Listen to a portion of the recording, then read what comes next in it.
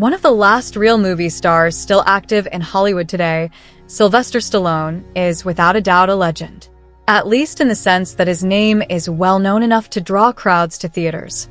Tied up in a bow shaped like Taylor Sheridan, Stallone brought a sweetly charming and masterfully crafted thriller to his small-screen debut in 2022.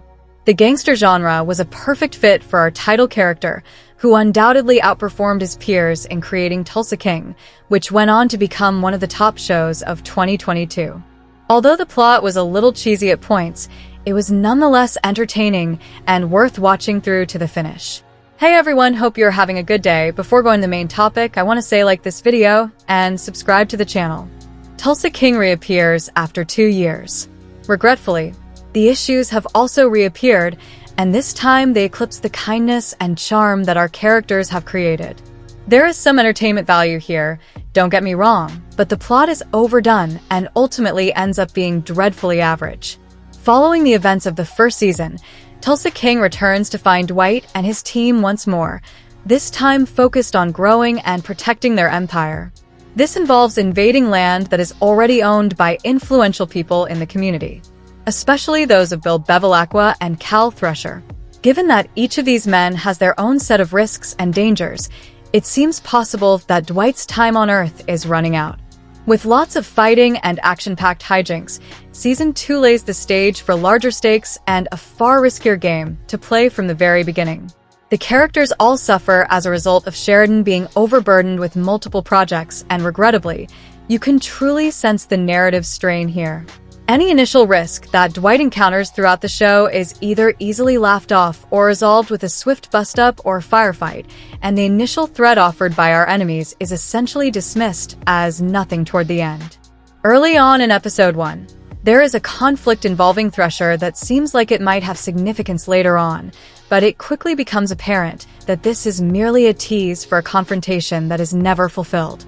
In actuality, each episode lasts just over 35 minutes and focuses primarily on Dwight's empire expansion. Despite a few teaser scenes of Armin's predicament and Tyson's debate about his job, which are both neatly resolved by the end with minimal trouble, there isn't much in the way of character development. Dwight opening a cannabis store, negotiating a wind farm, and even tussling with the local Native Americans are the main sources of this drama. Although there are a few skirmishes between Bill and Thresher, these are mostly just lackluster displays rather than main event knockout drama, not quite as terrible as Jake Paul versus Mike Tyson, mind you. Additionally, there is a last-minute change with the antagonists that absolutely undermines any credibility and momentum that has been established with Cal Thresher throughout the episode by directing the focus on someone else.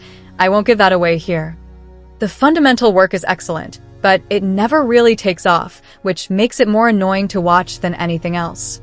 To make matters worse, Tulsa King makes the same mistakes that many other shows of its caliber do.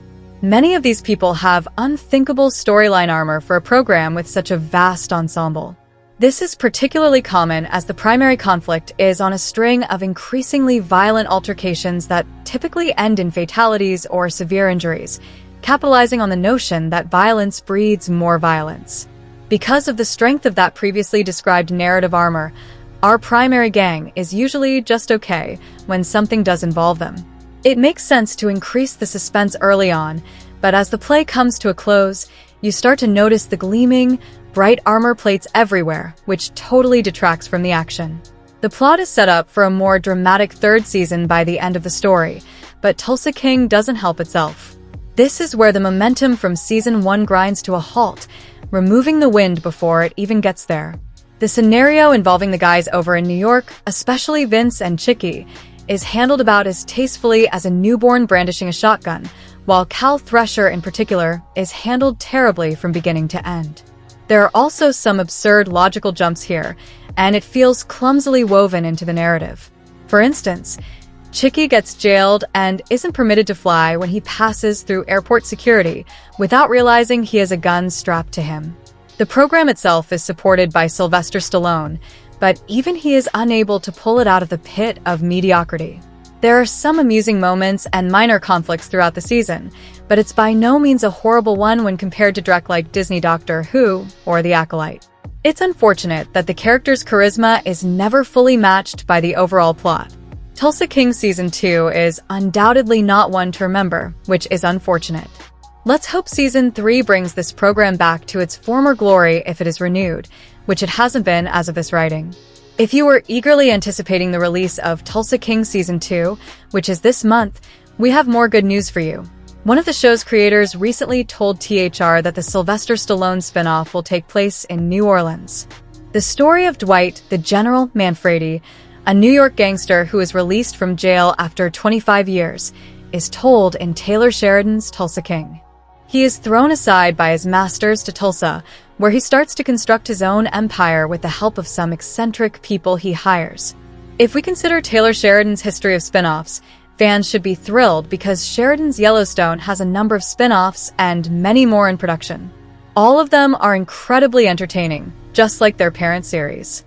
Tulsa King Season 2 will premiere on September 15th, 2024, so don't worry if the plot of the future spin-off is still secret and a long time off. Watch the Season 2 trailer below. There is no reason to be concerned as it is already quite evident that a third season of Tulsa King will air on Paramount+. Therefore, rather of wasting much time contemplating it, let's just shift our focus to a different query right now. When will we decide the show's future? Will we find out about it before the year ends? As of right now, we'll state that there's a genuine possibility that something similar will occur. We tend to assume that a Tulsa King renewal will be negotiated and announced at that moment because there are stories that indicate Sylvester Stallone is already in negotiations for a new 2-season contract. It's possible that both seasons will be revealed simultaneously, or we'll just learn about one season at a time.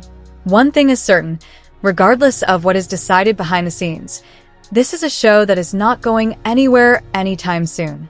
To be honest, we'd be surprised if Tulsa King didn't appear until at least Season 4, if not later.